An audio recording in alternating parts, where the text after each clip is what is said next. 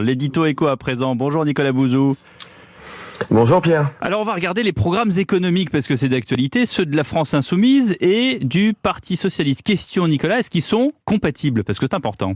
Eh non, ils ne le sont pas. Alors, ils ne le sont pas déjà pour une raison d'ordre général, c'est que le Parti socialiste a une tradition social-démocrate, alors que la France insoumise a une tradition de rupture avec le capitalisme. Or, la social-démocratie n'est pas révolutionnaire.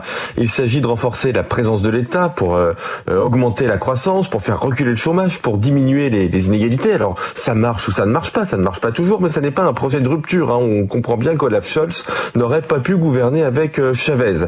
Alors vous pourriez me dire qu'en 1981, le Parti socialiste a gouverné avec les communistes, oui. Ce qui est vrai, mais c'était bien le Parti socialiste qui dirigeait et les communistes qui étaient une force d'appoint, présente par exemple au ministère des Transports, un ministère où la notion de planification peut faire sens. Mettre un peu de communisme dans la social-démocratie, c'était peut-être pas souhaitable, mais enfin bon, cela pouvait se comprendre dans certains ministères. L'inverse en revanche, c'est-à-dire l'absorption de la social-démocratie par LFI, c'est ça aujourd'hui oui.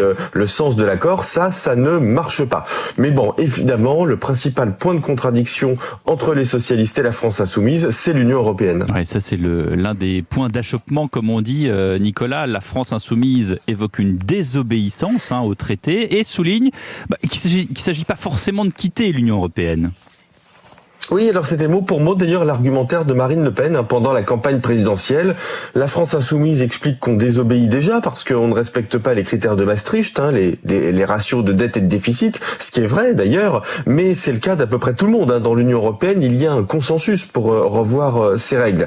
L'accord la France insoumise, Europe Économie et Écologie Les Verts ne se limite pas au non-respect des traités budgétaires. Il y a aussi le non-respect du droit de la concurrence, le non-respect de la politique agricole commune.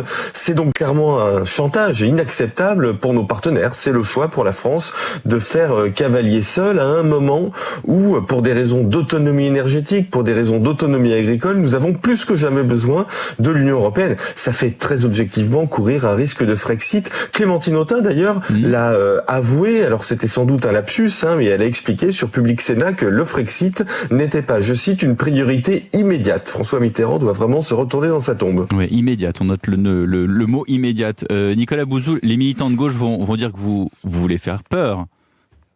Non, mais la vérité, c'est que les programmes révolutionnaires du type La France insoumise n'ont jamais apporté rien d'autre que de la misère économique et sociale. C'est toute l'histoire de l'Amérique latine.